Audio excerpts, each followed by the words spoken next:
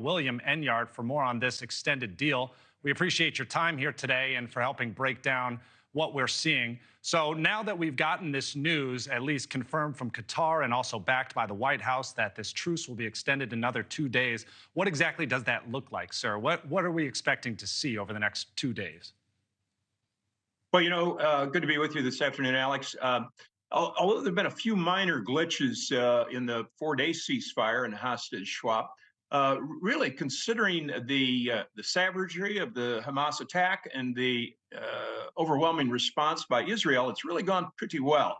The extension of the ceasefire by 2 days is really a welcome event, with the promised release of another 20 hostages or so by Hamas, and triple that number, about 60 prisoners by the Israelis.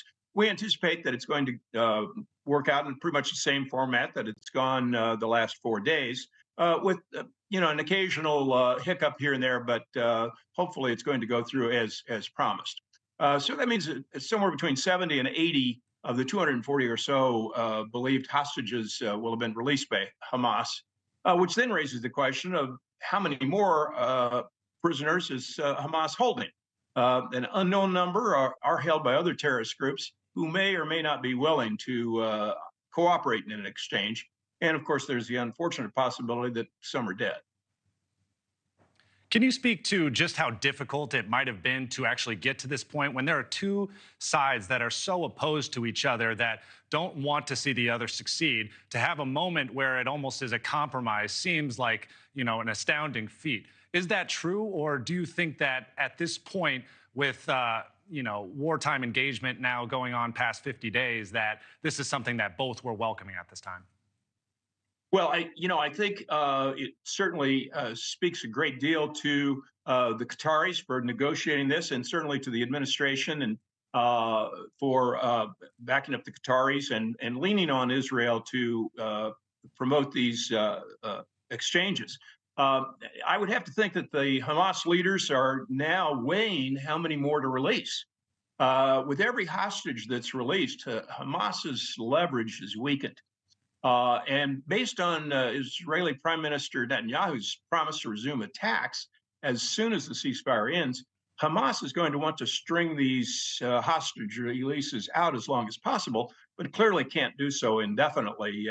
At the current rate, they'll exhaust the number of hostages to be released. I want to ask you about the Americans that are believed to still be in captivity.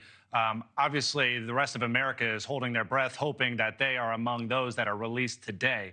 But from an actual strategic standpoint, say from the perspective of Hamas, do they have any sort of priority to actually have Americans as part of this hostage release group, given that America is believed very often to be a global superpower, and perhaps that could buy them some goodwill in the eyes of Americans?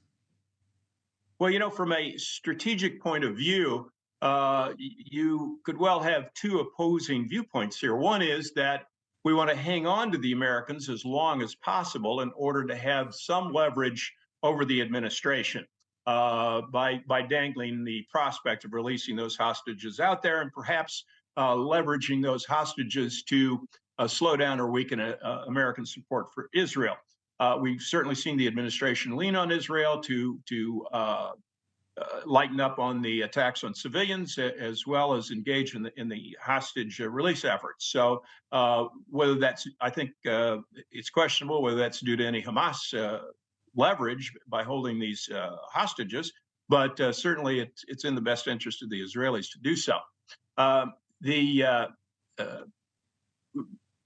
The ongoing efforts by the Israelis to obtain their hostages back, certainly Netanyahu has a great deal at stake in this. He's being thoroughly chastised by the Israeli public opinion for what they view as his failures in the initial attack.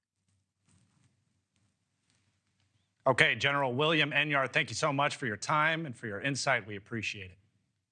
Good to be with you, Alex.